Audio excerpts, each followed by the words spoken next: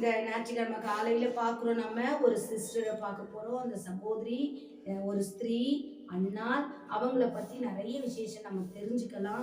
Elkanah யாரு, அவங்க கணவர் யாரு, அந்த சாமுவேல் யாரு, அவங்க இருந்த காலத்துல எப்படி ஒரு ஊழியர் செஞ்சது, அவர் யாருன்னு நம்ம பார்க்கலாம். இந்த நாள்ல அவர் ஆசாரியர் கோத்திரத்துல, இஸ்ரவேல்ல ஆசாரியர் அப்படி ஆசாரிய கோத்திரத்தில் பிறந்தவர் தான். அவர் என்ன பண்றாரு, ஆசாரியர் ஊழியம் செய்யணும். அவர் யாரு, லேவி கோத்திரத்தை பிறந்தவர். அவர் ஆசாரிய ஊழியம் செய்யணும்.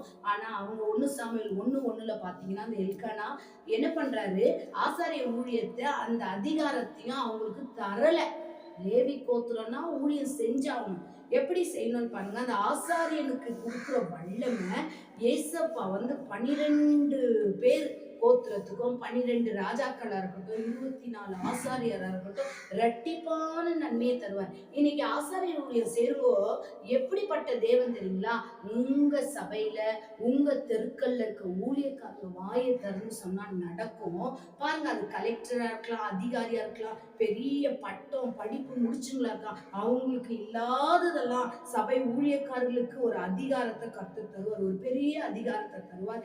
என்ன செய்யணும்னு பாத்தீங்கன்னா, ஆனா அவங்க நாவுல பிறக்கிற ஒவ்வொரு வார்த்தையும் பரலோகமே இறங்கி வந்து அதை நமக்கு செய்து முடிக்கும். அவங்க ஒரு MP MA பெரிய பெரிய அதிகாரிகளா இருந்தாலும் அவங்களுக்கு நடக்காததெல்லாம் ஊழியக்காருக்கு கர்த்தர் செய்வாருமா. இன்னைக்கு நிச்சயமா நம்புங்க.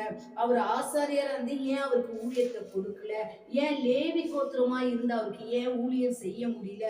அந்த காலத்துல நடந்த ஊழியங்கள்லாம் பாத்தீங்கன்னா, ஆசாரியர் ஊழியம் என்னன்னா, ஆராதனை பண்ணத்துக்கு ஒழுங்குபடுத்துவாங்க, பலியிடத்துக்கு என்ன பண்ணுவாங்களா, அவங்க எல்லாத்தையும் இந்த உதவி செய்வாங்க.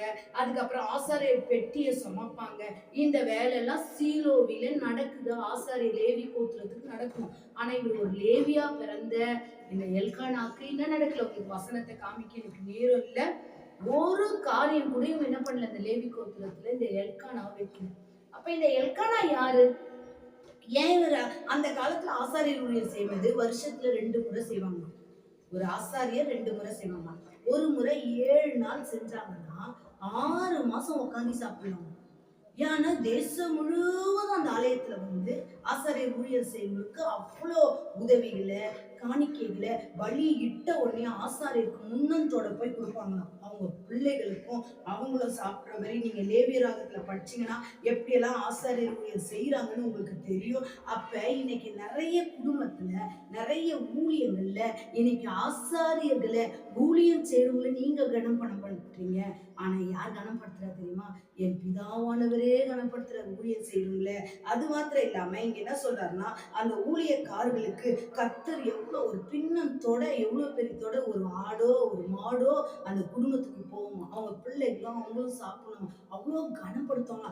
ஆசாரியர்னால அவ்வளோ பயப்படுவாங்களாம். ஆனா இந்த காலத்துல நிறைய ஆலயங்கள்ல தசபாகம் கொடுக்கவும் அழுகுதுங்க, காணிக்கை கொடுக்கவும் அழுகுதுங்க, ஒரு சந்தா கட்டவும் அழுகுதுங்க. ஆனா அந்த காலத்துல எல்லா சபையிலே கர்த்தர் இப்படி என்ன பண்ண, ஊழியக்காரங்களை ஆசீர்வதிக்கணும். அதுக்கு யார் ஆசீர்வதிக்கப்பட்டிருக்கணும்? விசுவாசி எல்லாருமே ஆசீர்வதிக்கப்பட்டிருக்கணும். எல்லா சபையிலையும் இப்படி நடந்தாதான் அப்ப என்ன பண்றாரு, அந்த ஊழியம் ஏன் இவருக்கு கிடைக்கல, இவ்வளோ ஒரு ஆசீர்வாதமான ஊழியம் கிடைக்காததுக்கு காரணம் என்னன்னு இவர் யார் தெரியுங்களா? கோராக்கின் கூட்டம். இப்ப கோராக்கின் கூட்டம் என்னன்னு உங்களுக்கு அடுத்த வீடியோல நான் சொல்றேன். இந்த நாட்கள்ல கண்களை மூடி நம்ம ஜெபிப்போமா? ஆசாரியர் செய்ய வேண்டிய காரியங்களை இந்த நாள்ல விவரிச்சு சொல்லியிருக்கேன். ஆசாரியர்கள் எவ்வளவு ஆசீர்வதிக்கப்பட்டிருக்கிறாங்கன்னு உங்களுக்கு விவரிச்சு சொல்லியிருக்கேன். அப்ப எல்கானாக்கு நடக்காதது, அவர் ஒரு கோராக்கின் கூட்டம். நம்ம வசனத்தை பார்க்கலாம். கண்களை மூடி ஜெபிப்போம். நன்றி ஆண்டவரே, ஒரு ஆசாரியருக்கு இவ்வளவு கனம் இருக்கு, ஒரு ஆசாரியர் குடும்பத்தை இவ்வளோ ஆசீர்வதிக்கிறீங்க.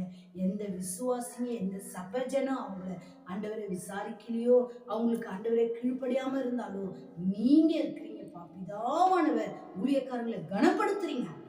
ஒவ்வொரு சபையிலேயே இருக்கிற ஊழியக்காரங்க, ஒவ்வொரு இடத்துலயும் இருக்கிற ஊழியக்காரங்களை தேவன் அழைச்சது நீங்க ஆண்டவர். நீங்க நடத்துங்க. உங்க கரங்கள்ல ஒப்பு கொடுக்குறேன். ஜபங்களே இருக்கு நல்ல பிதாவே. ஆமென்.